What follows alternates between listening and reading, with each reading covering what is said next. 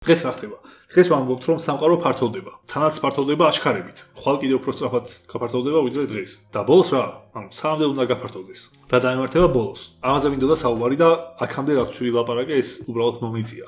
როცა ამ დარგის სპეციალისტებს და მეცნიერებს ვეკითხებით, რა შეიძლება მოხდეს, სამდე უნდა გაფართოვდეს. ისინი გვთავაზობენ სამ სცენარს, რაც შეიძლება მოხდეს. პირველ სცენარს ქვია Big Freeze, დიდი გაყინვა. დიდი გაყინვა რომ გავიგოთ რა არის, ამისათვის უნდა ვიცოდეთ რა არის კოსმოლოგიური ჰორიზონტი. კოსმოლოგიური ჰორიზონტი არის ასეთი რამე. თუ ეს მარტორქა არსებობს, ამ მარტორქას 360 გრადუსით ყველა მხარეს გააჩნია თავისი კოსმოლოგიური ჰორიზონტი, საიდანაც ინფორმაცია მიდის მასთან. ანუ საიდანაც სინათლე ასწრებს, რომ მივიდეს მარტორქამდე.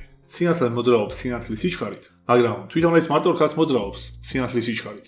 და რადგან გაფართოვება მოქმედებს ყველა მხარეს და არა სიგრძეზე ან სიმაღლეზე ან ერთი მიმართულებით. შესაბამისად ამ მარტორქას მის ირგვლივ ყველა მხარეს სინათლის სიჩქარით შორდება რაღაცეები. და ის რაც შორდება, იმასაც სინათლის სიჩქარე აქვს. და მარტორქაც შესაბამისად რაღაცისგან პირიქითაც სინათლის სიჩქარით მოძრაობს.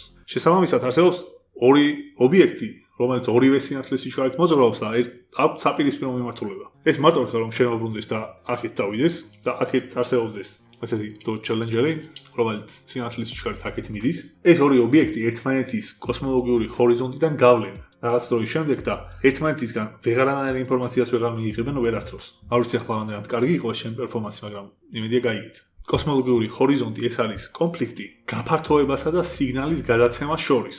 იმედია გასაგები იყო. დიდი გაყინვის სცენარში მოხდება ასეთი რამე.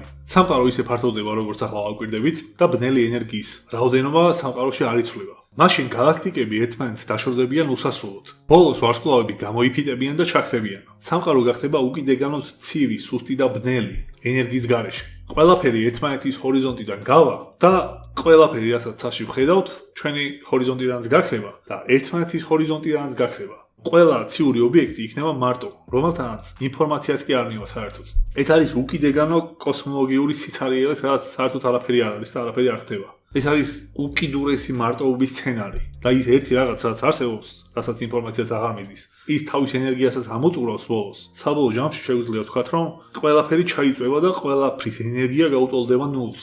ცივილიზაციის ჭრილში რომ შევაფასოთ. ამ სცენარში ცივილიზაციის არსებობა შეუძლებელი იქნება, რადგან ნებისმიერი ცივილიზაცია ამოწურავს თავის რესურსს. და ეხლა ჩვენ ხო დედამიწაზე ბირთვულ რეაქტორებს და რაღაც სადგურებს ვაშენებთ ელექტროენერგიის მისაღებად და ეგეთ რაღაცეებისთვის.